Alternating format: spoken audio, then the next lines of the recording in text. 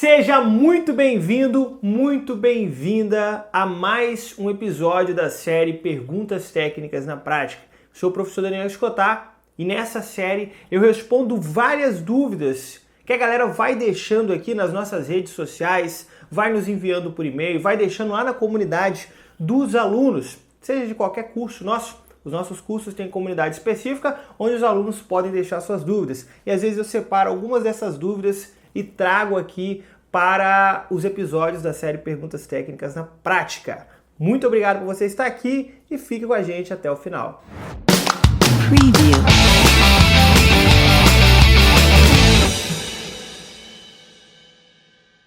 A nossa primeira pergunta de hoje é a seguinte, dá só uma olhadinha. Como saber qual nutriente e a hora certa para fazer a aplicação com fertilizantes foliares? Essa é uma pergunta muito interessante e que tem deixado os produtores um pouco com a pulga atrás da orelha. Existe aí alguma linha de pensamento que fala que os foliares não funcionam, outros que você pode substituir a adubação convencional pela foliar, enfim. Há muita conversa e às vezes fugindo um pouco da técnica específica. Vamos entender melhor o conceito. A absorção foliar, sem dúvida alguma, ela tende a te dar uma resposta mais rápida do que a adubação via solo. Eu estou falando de resposta instantânea e não de resultado final. É como se eu dissesse assim, imagine que você esteja precisando de glicose no corpo, seu corpo não produziu a quantidade de glicose que precisava, enfim, você não tem a quantidade de glicose que precisa. Você vai lá no hospital, no postinho, eles vão fazer uma injeção lá, vão aplicar a glicose e pronto, você aumentou o seu nível de glicose. Isso não quer dizer que você pode viver somente de aplicação de glicose na veia. Não funciona dessa forma. Na planta é a mesma coisa. A adubação foliar, ela é sim eficaz porque ela te dá uma resposta instantânea, mas é economicamente e fisiologicamente inviável fazer a aplicação somente via foliar, por diversos motivos. O primeiro motivo é que nós fazemos aí a aplicação foliar principalmente de micronutrientes, né? A principal base da adubação foliar é com micronutrientes e a planta precisa dos micronutrientes em todas as fases da cultura. É lógico que é uma quantidade muito menor do que as de macronutrientes, mas ela precisa em todas as fases da cultura. Agora imagina você tendo que fazer a aplicação foliar desde a primeira semana, toda semana fazendo a aplicação foliar. Veja que isso é inviável. Ah, pessoal, mas é só fazer a aplicação uma vez por mês. Cuidado! Se você está aplicando algum micronutriente, seja ele com zinco, por exemplo, e o seu solo tem baixa quantidade de zinco, você quer fazer somente via foliar, em algum momento a sua planta vai sentir deficiência de zinco. A não ser que você faça a aplicação aí diariamente. O que mesmo assim pode ter algum problema aí, de acordo com situações externas. Então veja que a aplicação foliar, ela é importante, ela pode nos ajudar, mas ela tem que ser utilizada com critério. Um outro motivo é que, se você quiser fazer a aplicação foliar logo no início do crescimento da planta, do crescimento da muda, a área foliar da planta ela é pequena. A área foliar da planta ela é pequena. Então veja, a superfície para contato da sua cauda, da sua aplicação que você está fazendo, ela tende a ser limitada. Então este é um outro problema. O que eu aconselho? Faça uma adubação orgânica bem feita. Tá? A adubação orgânica ela é sim capaz de ceder muitos micronutrientes. Faça uma correção dos micronutrientes que estão em deficiência no seu solo. Tá? Faça esse equilíbrio. E em momentos específicos, como assim momentos específicos? Aqueles momentos de maior demanda destes micronutrientes, você faz uma aplicação foliar. Às vezes vai cair lá perto da floração, perto da granação, perto do crescimento dos frutos, ou seja, isso aqui você precisa estudar a cultura que você está trabalhando para entender qual é a fase de maior demanda. Então eu recomendo sim fazer a aplicação foliar, porém em momentos específicos e não substituir a adubação via solo pela adubação foliar. Segunda pergunta de hoje, olha que interessante. Por que o calcário geralmente não atinge a V%, ou seja, a saturação por bases desejadas que usamos no cálculo? Essa pergunta é interessante e ela causa um pouco de confusão, porque o que acontece? Deixa eu contextualizar. É muito comum que as pessoas vão lá, faz análise química do solo, a saturação por base está lá a 40%. Ela vai, faz uma correção do solo bem feita, tudo bem, faz o plantio ou continua o plantio, né? Faz adubação, tudinho, e no outro ano, quando ela faz uma nova análise química, a saturação por bases não está no ideal. Por que isso acontece? Vamos lá. Vamos entender a reação do calcário. Nós recomendamos a utilização de calcário normalmente aí com 2 a 3 meses antes da sua primeira adubação. Seja ela adubação de plantio, seja ela adubação de formação, seja adubação de produção, não importa. De 2 a 3 meses, que é o tempo necessário para que o calcário consiga iniciar a sua correção. E para que ele possa já te dar o primeiro resultado de aumento de saturação por base, de melhora de pH e neutralização de alumínio, por exemplo. Então não precisa desses 2, 3 meses. Então o calcário ele vai iniciar a saturação por base, ela vai aumentando, vai fazendo essa curva, ela vai chegar um momento em que ela vai se estabilizar, mas com o passar do tempo, essa saturação por base tende a cair de novo. Professor, por que essa saturação por base tende a cair de novo? Olha só, tem vários motivos. O primeiro é por conta da sua intensidade de adubação. Pode ser que você está utilizando uma intensidade de adubação nitrogenada muito grande. Por exemplo, vamos supor que você está utilizando uma grande quantidade de ureia. Um adubo amoniacal, não necessariamente a ureia, qualquer adubo amoniacal. O que vai acontecer? Essa amônia que você está colocando no solo vai passar pelo processo de nitrificação e no final vai liberar hidrogênio. Ou seja, vai aumentar a quantidade de hidrogênio no solo, automaticamente a saturação por base tende a cair um pouco. Então esse já é um primeiro ponto. Segundo, as próprias condições físicas e químicas do seu solo. Poder tampão do seu solo. Se o seu solo tem um poder tampão baixo, essa troca acontece de forma muito rápida. Compactação do solo, matéria orgânica, enfim, existem diversos fatores que vão fazer com que essa saturação por base ela muda. Então, isso explica o motivo de que todo ano nós precisamos sim dar uma atenção ao nosso solo, verificar a análise química do solo e verificar a necessidade de correção. Não basta você fazer a calagem hoje e achar que você nunca mais vai precisar fazer, porque não é assim que as coisas funcionam.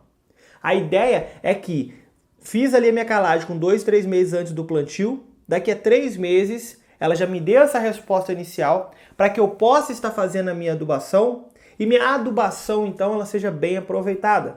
Porque nós sabemos, imagina que nós estamos falando de plantio, imagina que nós vamos iniciar um plantio, fazemos a correção do solo com 2, 3 meses antes de antecedência. A ideia é que minha saturação por base melhore e que meu solo não esteja ácido. Por quê? Porque se meu solo estiver ácido, na adubação de plantio normalmente a gente coloca fósforo e o fósforo vai ter perdas por fixação, certo? Quanto mais ácido, maiores as perdas por fixação. Então eu preciso melhorar o meu solo para que eu consiga entregar um solo com capacidade de disponibilidade de nutriente. Mas depois esse pH vai voltar a ficar ácido dependendo dessas condições. Condições de intensidade de adubação, intensidade de plantio, a própria troca de hidrogênio que acontece ali nas raízes também influencia. Poder tampão do solo, CTC, enfim, tudo isso vai influenciar. Então, se você acha que você vai fazer a calagem uma vez, você não vai precisar mais fazer, você está enganado, porque o solo ele volta, é como se fosse um processo de entropia que vai fazer com que o solo volte à sua saturação por base baixa, que ele volte a acidificar novamente. Por isso, a importância de todos os anos estar verificando como estão as condições químicas do seu solo. Terceira pergunta da live, olha que interessante. Fazer gessagem sem precisão pode ocorrer algum problema? Essa pergunta ficou interessante e resolvi trazer porque essa palavra precisão ela pode te dar duplo sentido. Como assim? Eu não sei se ele quis dizer precisão de forma precisa, ou seja, de forma exata, ou se ele quis dizer precisão como necessidade, ou seja, fazer a gessagem sem precisar. Mas a resposta ela é basicamente a mesma. Como assim basicamente a mesma? Independente se você está falando de fazer gessagem de forma precisa ou de fazer gessagem sem necessidade, a gessagem sim pode ser prejudicial ao solo. Sim, a gessagem pode ser prejudicial ao solo. Mas deixa eu ir para o lado inverso primeiro. Gessagem é uma das ferramentas mais importantes hoje dentro da nossa agricultura. Sim, é uma ferramenta muito importante porque ela tem a capacidade de melhorar o ambiente radicular em profundidade, coisa que o calcário não tem essa capacidade. Ou seja, neutralizar alumínio, ceder cálcio, ceder enxofre, enfim. É fantástico. O gesso é uma ferramenta muito bacana e você deve sim utilizar se houver necessidade. Por que se houver necessidade? Porque o ideal é que a gente coloque o gesso no solo se o meu teor de alumínio em profundidade estiver alto, se estiver com pouco cálcio no solo. Às vezes até mesmo eu posso, uma subutilização, até mesmo ceder enxofre. É lógico, eu não posso colocar o gesso somente para ceder enxofre. Ele vai acabar cedendo e eu posso aproveitar dessa situação. Mas o ideal é melhorar o ambiente radicular em profundidade. Acontece que se o seu solo não tem alumínio em profundidade, A saturação por alumínio está baixíssima dentro da CTC efetiva. O seu cálcio está alto, não há por que colocar gesso. Mesmo porque a reação que acontece lá na neutralização do alumínio pode acontecer com outras bases. E isso daqui pode ser prejudicial, porque o que pode ocasionar de eu estar perdendo bases no solo. Perdendo cálcio, perdendo magnésio. Isso pode estar acontecendo. Então, fazer de forma... Agora eu vou pegar as duas palavras, precisão de necessidade e precisão de forma precisa. Se você está falando de forma precisa, também é importante. Por quê? Eu preciso colocar o gesso somente na quantidade necessária. O solo tem uma capacidade de estar fazendo essas trocas, de estar fazendo essas reações. Cada solo é diferente. Tanto é que uma das principais metodologias para a gessagem é utilizar o teor de argila. Se o seu solo tem um teor de argila alto, a sua quantidade de gesso vai ser uma. Se o seu solo tem um teor de argila baixo, a sua quantidade de gesso vai ser outra. Isso aqui é um ponto importante. Outros fatores são a quantidade de alumínio e de cálcio que você tem no solo. Ou seja, eu preciso ser muito preciso. Por quê? Porque se você fizer gesso, se você fizer a gessagem utilizando uma quantidade muito maior do que o seu solo pode reter, do que o seu solo pode reagir, pode trazer prejuízo. O mesmo acontece se você utilizar o gesso sem que seu solo haja necessidade. E existe ainda um terceiro objetivo da gessagem, que é quanto à salinização. Nós utilizamos também, as lojas também tem muito critério, existe uma metodologia específica. Eu não estou falando aqui que se você fizer gessagem vai acabar com a salinização do seu solo, porque não é assim que acontece, mas acontece uma questão de dissociação dos sais, o que depois vai fazer com que a gente consiga lixiviar um pouco esses sais. É lógico que esse é um assunto que nós vamos tratar em outro momento, mas também é um objetivo da gessagem. Então veja que para que eu possa estar fazendo a gessagem, que é uma ferramenta fantástica, que é uma metodologia fantástica, eu preciso ter critérios. Caso contrário, o gesso pode sim ser prejudicial para o seu solo. A nossa próxima pergunta é a seguinte, olha só. Uso do fosfato reativo para culturas perenes? Ou seja, ele está perguntando, posso usar fosfato reativo para culturas perenes? Pode ser que você que esteja me ouvindo agora, talvez você não entenda, mas como assim fosfato reativo? Qual a diferença lá de um super simples para um fosfato reativo? Vamos entender melhor. Hoje nós temos dois tipos de fosfatos que nós utilizamos, o fosfato solúvel e o fosfato natural. Qual a diferença entre eles? Olha só, quando a gente vai fazer a fabricação, a produção dos fosfatos, desses insumos onde o nutriente principal será o fósforo, normalmente ele é retirado de uma rocha, ele vai retirado, ser moído, enfim, tem todo um processo físico aqui que acontece e depois um processo químico. Como assim? Essa rocha que foi extraída, aquele material que foi extraído, ele vai passar por um processo de moagem com a utilização de alguns ácidos, seja ele um ácido fosfórico ou até mesmo um ácido sulfúrico. Então, a gente pega e utiliza, faz a adição desses ácidos. Quando fazemos a adição desses ácidos, ele para de ser um fosfato natural e passa a ser um fosfato solúvel. Então, por exemplo, um superfosfato simples, um duplo, um triplo, um MAP, um DAP, todos esses são fosfatos solúveis. Ou seja, tiveram a adição de algum tipo de ácido. Ou às vezes tem dois tipos de ácidos. Como o superfosfato duplo, ele é feito com ácido fosfórico e sulfúrico. Enquanto o superfosfato simples é feito só com ácido sulfúrico. Já o superfosfato triplo, ele é feito só com ácido fosfórico. Enfim, aqui então é mais uma questão de produção. Não vale a pena a gente entrar nesses detalhes nesse momento agora. Porém, os fosfatos são feitos dessa forma. Agora, é possível utilizar o fosfato natural sem a aplicação desses ácidos? Ou seja, ele ser considerado 100% fosfato natural? Sim, é possível estar utilizando, inclusive podemos ter alguns bons resultados, mas desde que ele seja reativo. Essa reatividade é importante para que haja liberação de fósforo. Caso contrário, eu estaria utilizando um insumo que praticamente estou jogando dinheiro fora, não vai haver liberação. Então o primeiro critério é verificar se esse fosfato natural ele é reativo, porque se ele não for reativo, eu posso estar colocando insumo sem ter resultado algum. Mas professor, em que momento que eu posso estar utilizando esse fosfato natural reativo? Em vários momentos. Dependendo do seu plantio, você pode até utilizar somente fosfato natural reativo, às vezes se for baixa intensidade. Nós recomendamos também fazer a mistura do fosfato natural reativo com fosfato solúvel, tá? Para adubação de plantio. Para fosfatagem é fantástico. Como assim fosfatagem? A correção do solo quanto ao fósforo. O seu fósforo está em baixa quantidade no solo, você quer melhorar o nível dele no solo, você não está pensando na planta nesse primeiro momento. Então a utilização do fosfato natural é interessante. Lembrando que o fosfato natural ele é mais barato que o fosfato solúvel. Então, para o longo prazo, pode me compensar muito. Então, sim, eu sou a favor, você pode estar utilizando o fosfato natural, mas desde que ele seja reativo. Caso contrário, se ele não for reativo, a gente pode ter problemas no sentido de estar colocando insumo que não vai ter resultado nenhum.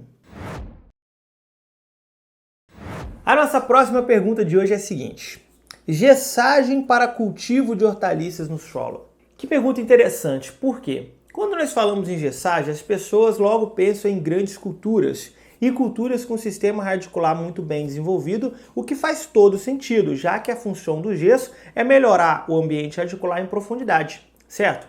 20, 40 centímetros. E esse ambiente radicular é importantíssimo, porque as plantas vão atingir esse ambiente e elas precisam que lá não tenha contaminação por alumínio, que esteja um ambiente bom para que elas possam estar absorvendo. Tudo bem. Mas e as hortaliças? Olha só. Primeiro que existem muitas hortaliças que têm sistema radicular bem desenvolvido. Então essas, você já sabe que sim, é preciso fazer gessagem.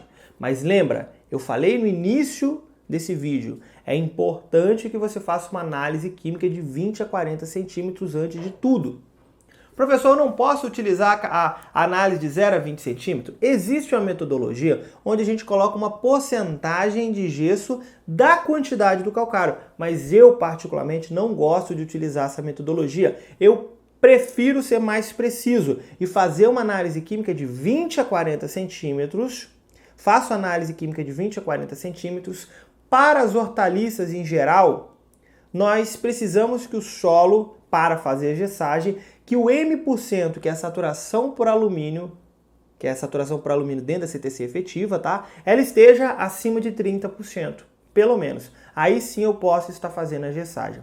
Mas, professor, isso para culturas que têm um ambiente radicular bem desenvolvido, certo? É, porque tem aí um sistema radicular que é 20, 30, 40 centímetros. Mas e aquelas culturas cujo sistema radicular é de forma superficial? Nessas, a gente recomenda sim fazer a gessagem, mas de forma periódica. E não necessariamente toda vez que a quantidade de alumínio estiver alta. Por que é importante?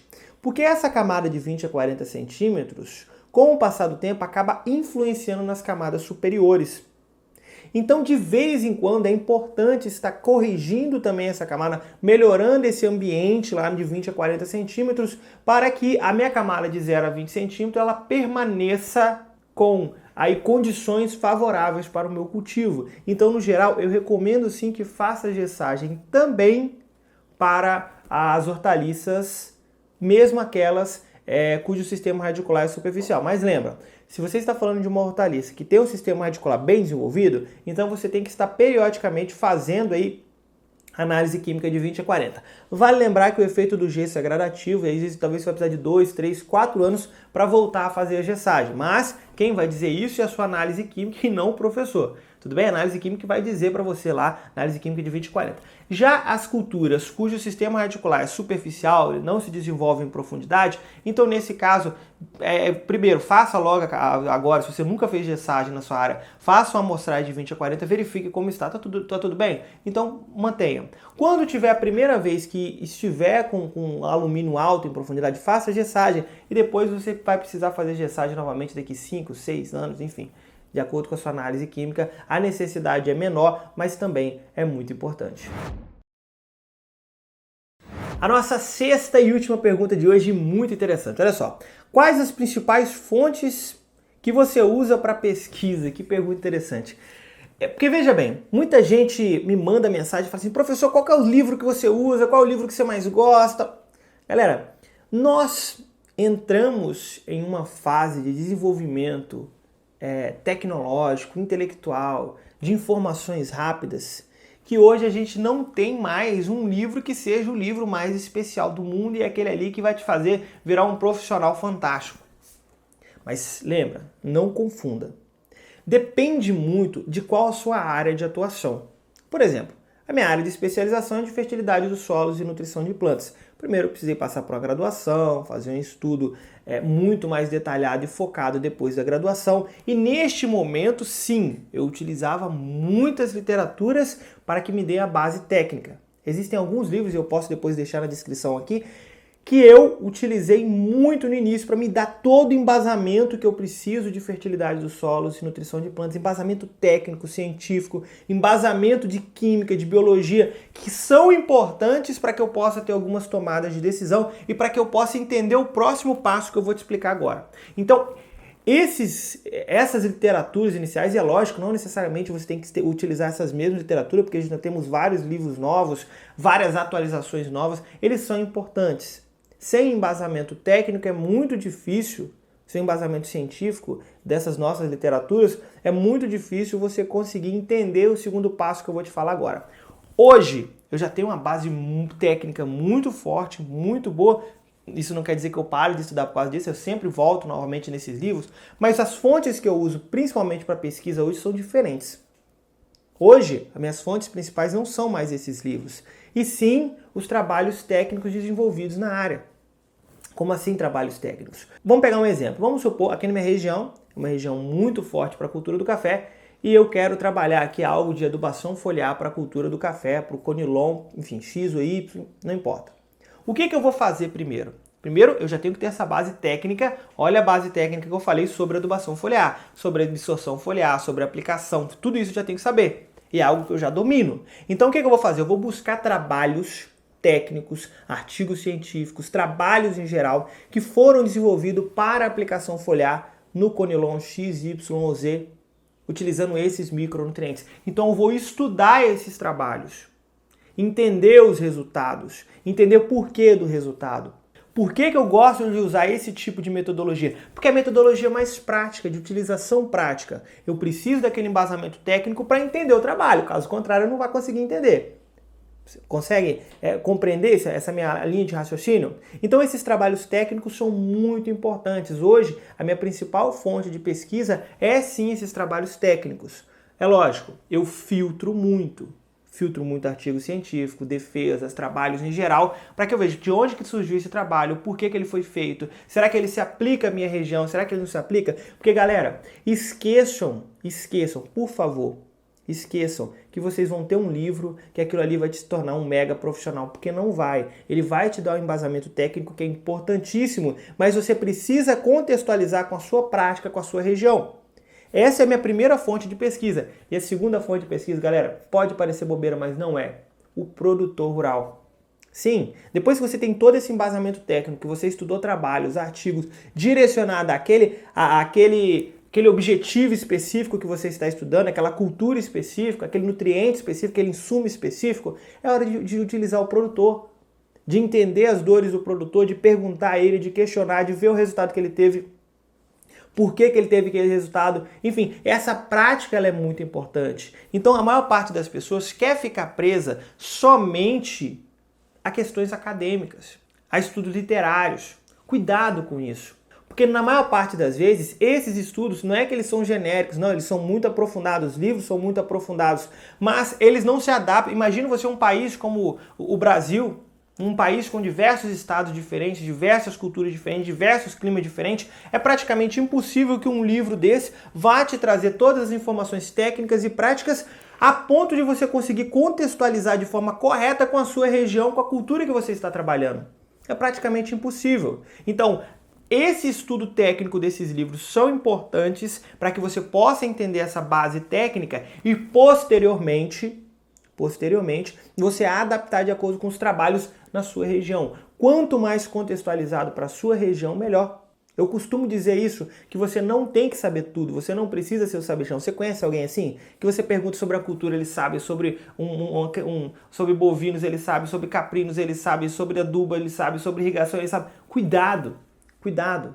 Não há capacidade intelectual para que a gente possa absorver e conhecer tudo isso. Não tem como, é impossível. Foque em culturas específicas, em criações específicas, em temas específicos, naquilo que você trabalha.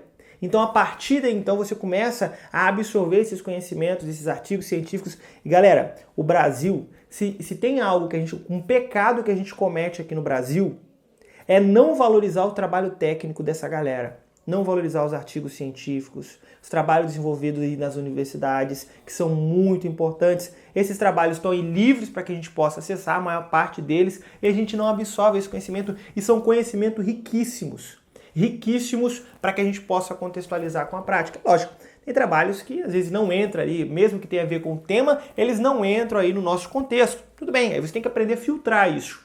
Mas vamos valorizar os trabalhos de pesquisas. Eu, particularmente, como vocês sabem, não sou uma pessoa que eu quis seguir carreira acadêmica. Eu não quis seguir carreira acadêmica, né? Eu segui carreira de pesquisa mais aprofundada. Não, essa não é a minha fase. A minha área é mais voltada para a prática, tá? Porém, sem essa galera que segue a vida acadêmica, a vida de pesquisa, hoje eu não seria nada. Porque é o trabalho deles que eu vou absorver para poder levar para o produtor. Essa é a minha função. E função sua, né? Agora eu quero falar especificamente com você, que é consultor, que é técnico, que é agrônomo, que está no campo diretamente com o produtor. Você é obrigado sim a parar e ler um pouco desses trabalhos para que você possa melhorar o seu nível técnico contextualizado com a prática que você utiliza. Então sim, eu utilizei vários livros no início, ainda utilizo para pesquisar algum talvez uma relação química que eu talvez preciso relembrar, né? Alguma reação de algum insumo ali que eu esqueci, alguma parte de fisiologia da planta que talvez eu não lembro agora. Mas, no geral, as minhas maiores fontes de pesquisas hoje são os trabalhos técnicos, artigos científicos, pesquisas direcionadas para a prática. Chegamos, então, ao final de mais um vídeo, de mais um episódio da série Perguntas Técnicas na Prática. Muito obrigado por você ter ficado até aqui. Isso significa que você é uma pessoa que realmente está empenhada em melhorar o seu nível técnico. Mas, como vocês sabem, eu tenho alguns pedidos para te fazer. O primeiro deles é que se você está assistindo pelo YouTube, que você compartilhe esse vídeo com o máximo de pessoas possível. Lá naquele grupo do WhatsApp que tem aquela galera do agro, aquela galera lá que trabalha junto com você, que estuda, da sua turma, enfim. Para aqueles produtores, manda para essa galera. É um conteúdo gratuito que eu estou disponibilizando para você. E nada mais justo do que você compartilhar com outras pessoas, compartilhar esse conhecimento. Se você ainda não é inscrito no nosso canal, se inscreva. Tá? E dê o seu like para que o YouTube possa entregar esse conteúdo para o máximo de pessoas possível. Se você está ouvindo pelo podcast, qualquer plataforma de podcast, Spotify ou qualquer outra, compartilhe também com os seus colegas. É muito interessante. Ou se você não utiliza aí o podcast, está vendo pelo YouTube, galera, o podcast é muito interessante, porque você pode estar ouvindo aqui esse conteúdo enquanto você faz um outro trabalho, uma outra atividade que não requer 100% de atenção. Talvez você está dirigindo, enfim. Muito bacana, o podcast é ferramenta interessantíssima. Então, compartilhe com o máximo de pessoas possível. E o meu último pedido é o seguinte: se você tem interesse em se especializar em alguma área dentro do agro, você precisa conhecer os nossos cursos. Cursos 100% online, com certificado, aplicativo, plataforma para poder retirar dúvidas, enfim, cursos muito completos que vão desde a área vegetal até a área animal. Então, para conhecer os nossos cursos, acesse www.agricoline.com.br. No mais, muito obrigado, eu te aguardo no próximo episódio.